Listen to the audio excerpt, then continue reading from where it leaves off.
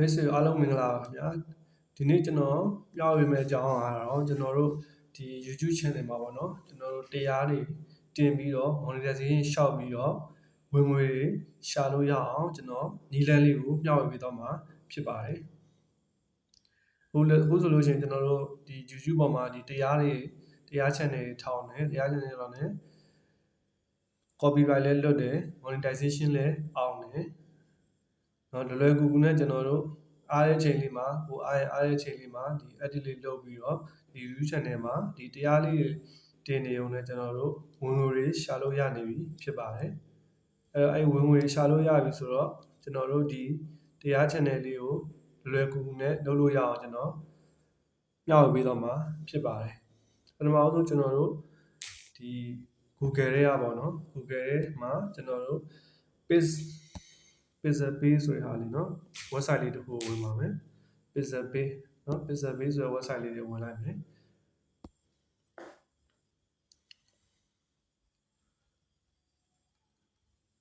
အဲ့မှာကျွန်တော်တို့ကဘာရွေးမလဲဆိုရင်ဒီ search bar လေးရဲ့ပုံမှာ video ဆိုတာလေးရှိတယ်เนาะဒီ website မှာဆိုလို့ရှိရင်ကျွန်တော်တို့ဒီ copyright လွတ်တဲ့ဒီဘာပေါ့เนาะ video တွေကျွန်တော်တို့အများကြီးရှိပါတယ်ကိုက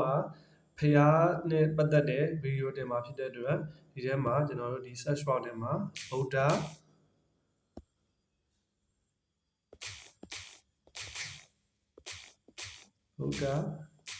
video ဆိုပြီးကျွန်တော်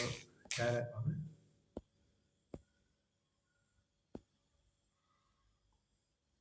အဲ့မှာကျွန်တော်တို့ဒီမှာဗုဒ္ဓ video တွေအများကြီးကြာတာเนาะဒီမှာကျွန်တော်တို့2000ကျော်ရှိတယ်အဲ့မှာကျွန်တော်တို့ကြိုက်တဲ့ video လေးတစ်ခုပေါ့เนาะ video လေးတစ်ခုကိုကျွန်တော်တို့ဝင်လိုက်ပါမယ်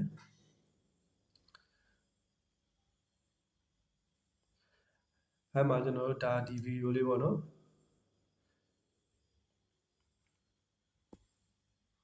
ဒီဟာဆိုလို့ရှိရင်10 second video လေးအဲ့ဒါကျွန်တော်တို့ဒီကောင်ကိုကျွန်တော် download လုပ်ပါမယ်အဲ့မှာကျွန်တော်တို့ site တွေယူလို့ရတယ်ကျွန်တော်ကတော့ဒီ1280 site လေးကျွန်တော်ယူလိုက်မယ် download လုပ်မယ်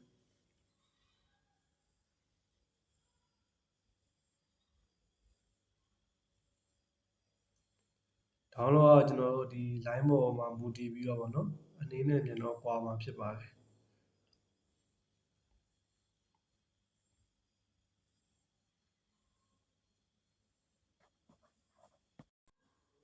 အဲ့တော့ကျွန်တော်တို့ဒီမှာ download လေးနှိပ်လိုက်ပါမယ်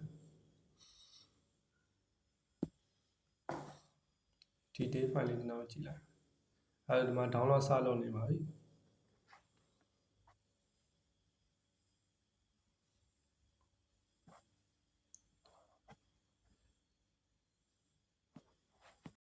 အဲ့ဆိုရင်ကျွန်တော်တို့ဒီမှာ download လုပ်ပြီးသွားပြီဖြစ်ပါတယ်အဲ့မှာကျွန်တော်တို့နောက်ထပ်ဒါ video ရရပါတော့ video ရပြီဆိုတော့ video ရကျွန်တော်တို့နောက်ထပ်တစ်ခုကျွန်တော်တို့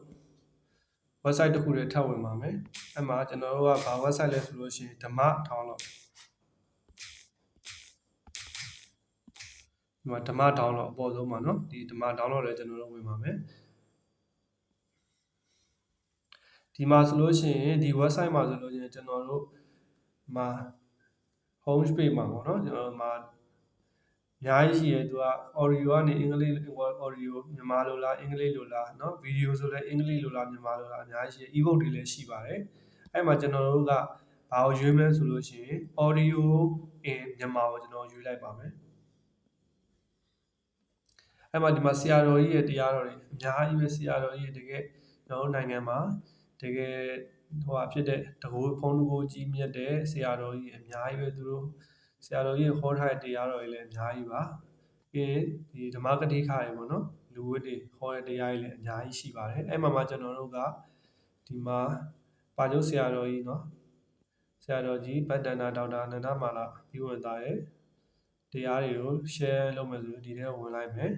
အဲ့မှာဒီဆရာတော်ကြီးရဲ့ပါကျုပ်ဆရာတော်ကြီးရဲ့ဟောထားတဲ့တရားတော်တွေအများကြီးပါအောက်ပါเนาะဒီတရားတော်တွေလည်းအများကြီးပဲအဲ့မှာကျွန်တော်တို့ကဒီမှာတရားတစ်ခုကိုယူမယ်ကိုကြိုက်တဲ့တရားတော်ပေါ့နော်ဒီမှာအနေများလာတဲ့ဒီမှာပတ်တန်တရားတော်တဲ့အားလေးကျွန်တော်တို့ကနှိပ်လိုက်ပါမယ်အကောင်ကိုကျွန်တော်တို့ကတင်မယ်ဒီကောင်ဒီတရားတော်နှိပ်မယ်ဆိုလို့ကျွန်တော်တို့ဒီမှာရပြီ အဲ့ဒါကိုကျွန်တော်တို့က download လုပ်မယ်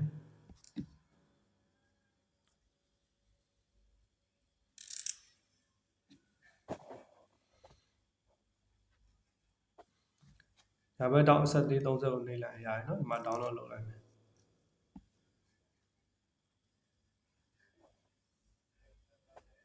ရပြီ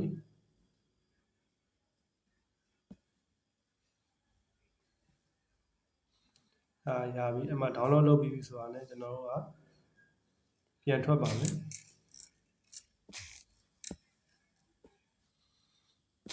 ပြန်ထွက်ပြီးတော့ကျွန်တော်တို့ကခုနတရားလဲရပြီကျွန်တော်တို့မှာတရားတော်ကြီးလဲရပြီကျွန်တော်တို့အတန်လဲရပြီဆိုတော့ကျွန်တော်တို့ Ensure ဆိုတဲ့ software လေးပေါ့နော်ဒါ Play Store မှာရှိပါတယ်ဒီ Ensure software လေးဒီ software လေး Ensure Play Store မှာ download ရပါတယ်အဲ့မှာကျွန်တော်ဒီ Ensure software လေးကိုကျွန်တော်တို့ဝင်မယ်ပြီးတော့ကျွန်တော် video နှိပ်မယ် video မှာကျွန်တော်တို့ဒီ new ထဲကိုဝင်လိုက်မယ်အဲ့မှာကျွန်တော်တို့ကခုနကရွေး down ထားတဲ့ဒီတရားတော်လေးကိုကျွန်တော်တို့ရွေးလိုက်ပါမယ်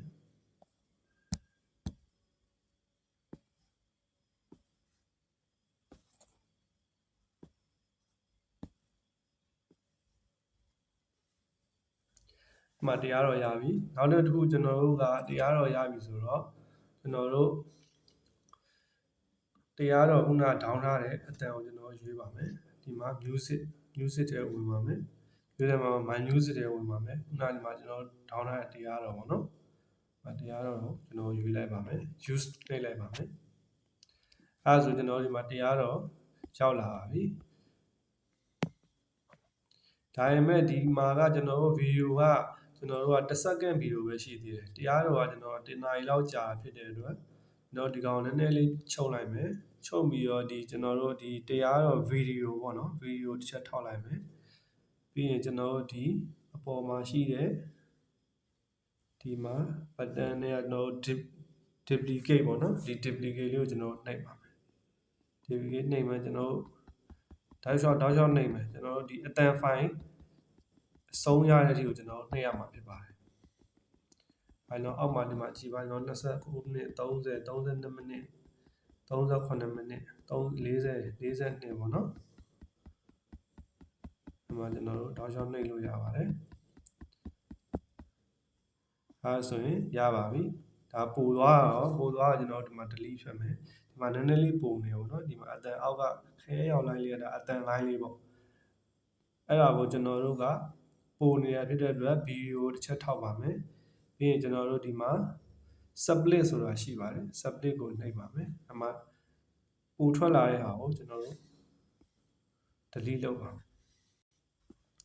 အဲ့ဒါဆိုကျွန်တော်တို့ရပါပြီ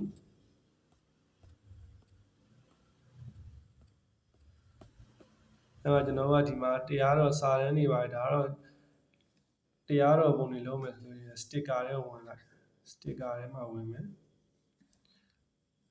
ပြီးရင်ကျွန်တော် gallery ထဲဝင်မယ်ဒီမှာဆရာတော်ကြီးပုံဒါကျွန်တော် background ဖြတ်ထားတဲ့ပုံတွေပေါ့နော်ဒါတကယ်လို့ဥပမာကို background ဖြတ်ချင်တယ်ဆိုလို့ရှိရင်တော့ background eraser software ကိုကျွန်တော်ထပ်ပြီးတော့ download ပြန်လုပ်အောင်မှာဖြစ်ပါတယ်ဒီမှာဆရာတော်ကြီးပုံတစ်ပုံရွေးလိုက်မယ်နောက်ချက်မယ်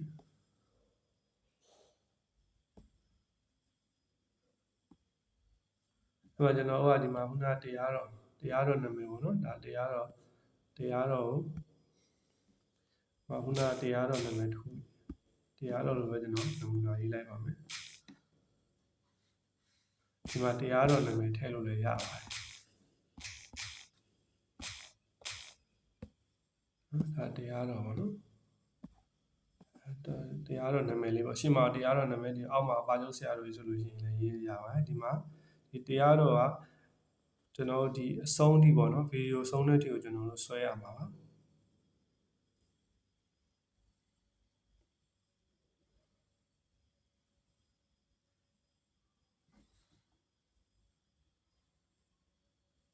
ရပါပြီခုနကဒီမှာဆရာတော်ကြီးပုံပေါ့နော်ဆရာရဲ့ပုံလည်းကျွန်တော်တို့တောက်လျှောက်ဆွဲအောင်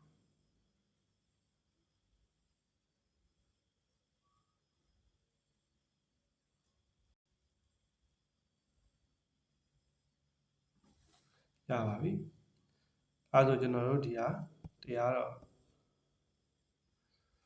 YouTube မှာကျွန်တော်တို့ monetization ရှောက်ဖို့အတွက်ကို copyright လုပ်ခင်နဲ့ကျွန်တော်တို့တရားတော့တစ်ပုဒ်ကိုဖန်တီးပြီးသွားပြီဖြစ်ပါတယ်အဲ့မှာကျွန်တော်တို့ဒီမှာ export ပြီးသွားပြီဆိုလို့ရှိရင်ကျွန်တော်တို့ export ကိုကျွန်တော်နှိပ်လိုက်မယ်အဲ့မှာဒီမှာ pixel တွေကျွန်တော်ယူလို့ရတယ်ဒီကောင်1080ဆိုရင်တော့ကျွန်တော်ဒီမှာ 6GB လောက်ရှိတယ်အဲ့ဒါဆို file size ကအရင်များသွားပါမယ်အဲ့တော့ကျွန်တော်တို့က920လောက်ဆိုတော့ရပါပြီ 2GB 3GB နီးပါးလောက်ပေါ့နော်အဲ့ဒါကျွန်တော် export ထုတ်လိုက်ရင်တရားတော့ရပါပြီနော်ရပါပြီဒီနည်းလမ်းလေးပဲလုပ်ပြီးတော့ကျွန်တော်တို့ YouTube ပေါ်မှာကုသိုလ်လည်းရဝမ်းလည်းဝ monetization ရှောက်လို့ရပါပြီကျေးဇူးတင်ပါတယ်